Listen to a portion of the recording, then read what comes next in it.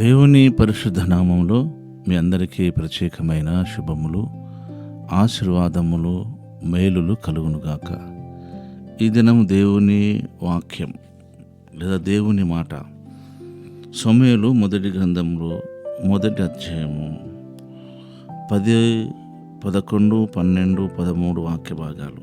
ఈ వాక్య భాగాలలో హన్నా ప్రార్థన చేయడము, ఆమె మనసులోనే దేవునికి తన విన్నపం తెలియచేయడము, పెదవులు మాత్రమే కదలడము, ఈ విషయాలన్నీ కూడా మరి ప్రధాన యాజకుడిగా ఉన్న ఆ రోజులలో ఉన్న ఏలి ఆమె మత్తురాలై ఉన్నట్టు గమనించడం మనం చూస్తాం.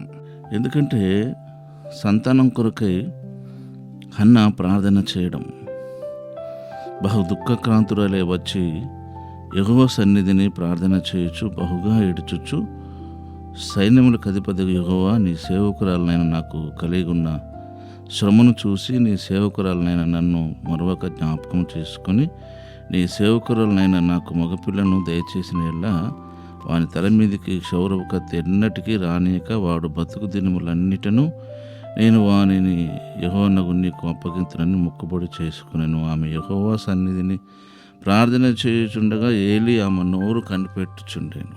ఏలైనగా హన్న తన మనసులోనే చెప్పుకునిచుండెను.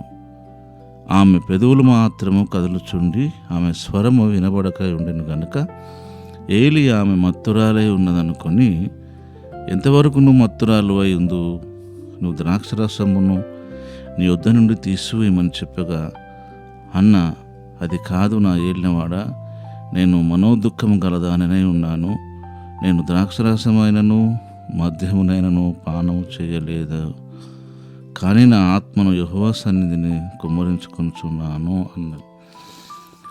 మన ఆత్మీయ జీవితంలో చాలా ప్రధానమైన విషయం ఇది.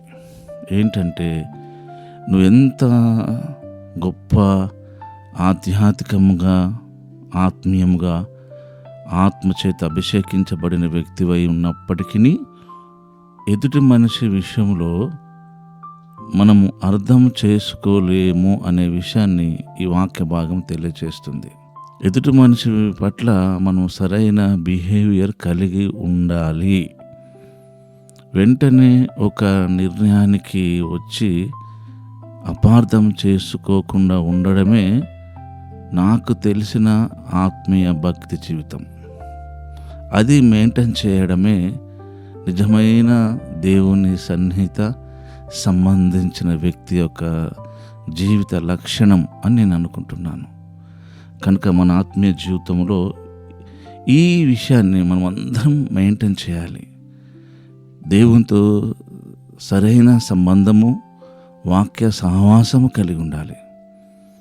ఒక వ్యక్తితో మనం ఎంతగా సన్నిహితంగా ఉంటామో ఆ వ్యక్తి పట్ల సరైన అవగాహన కలిగిన వారమై ఉండాలి.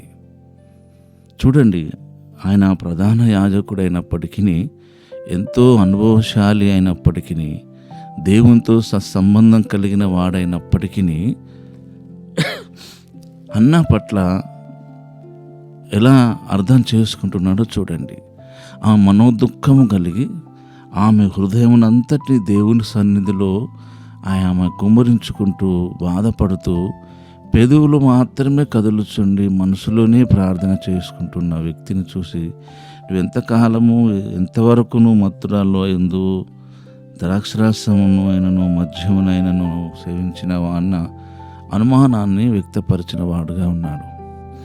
ప్రియా సహోదరి సహోదరుడా, ఈ వాక్యం వింటున్న మీరు, మనమందరము ఎదుటివారి పట్ల అర్థం చేసుకునే మనసు కలిగి ఉండడానికే దేవుని సహాయం తీసుకుందాం. ఈ రోజున ఇద్దరు వ్యక్తుల మధ్యలో లేదా భార్యాభర్త మధ్యలో, స్నేహితుల మధ్యలో, అన్నదమ్ముల మధ్యలో, ఒక్కచెల్లెల మధ్యలో ఈ క్లాషెస్, ఈ అపార్థము కారణము ఇదే. దేవుణ్ణి అడగాలి, దేవా ఒకరినొకరము అర్థం చేసుకోవడానికి సహాయపడండి, ఒకరినొకరము ప్రేమించుకోవడానికి సహాయపడండి, ఒకరి పట్ల ఒకరికి నమ్మకాన్ని కలిగి ఉంటకు సహాయపడండి. ఈ నమ్మకము, ప్రేమ లేనప్పుడు మనం ఎన్నటికీ ఎదుటి వ్యక్తిని అర్థం చేసుకోలేము, అలాంటి దేవుని ఆత్మ సహాయం తీసుకుందాం. ఈ వాక్యము మన వినికిలో నెరవేర్చబడునుగాక.